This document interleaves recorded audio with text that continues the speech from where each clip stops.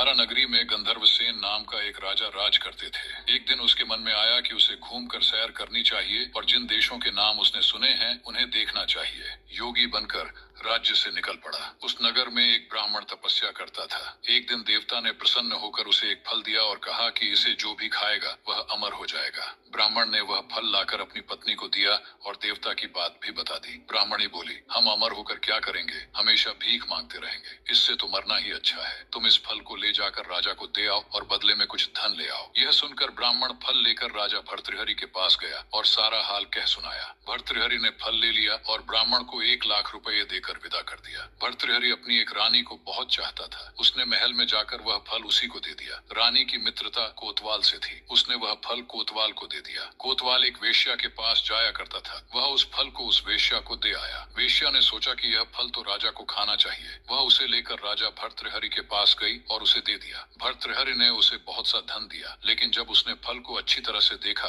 तो पहचान लिया। उसे बड़ी चोट लगी, पर उसने किसी से कुछ कहा नहीं। उसने महल में जाकर रानी से पूछा कि तुमने उस फल का क्या किया। रानी ने कहा, मैंने उसे खा लिया। राजा ने वह फल निकाल कर दिखा दिया। रानी घबरा गई और उसने सारी बात सच सच कह दी। भर्तृहरि ने पता लगाया तो उसे पूरी बात ठीक ठीक मालूम हो गई। वह बहुत दुखी हुआ। उसने सोचा, ये दुनिया माया जाल है, इसमें अपना कोई नहीं। वह फल लेकर बाहर आया और उसे धुलवाकर स्वयं खा लिया। फिर राजपाट छोड़ योगी का भेष बना जंगल में तपस्या करने चला गया।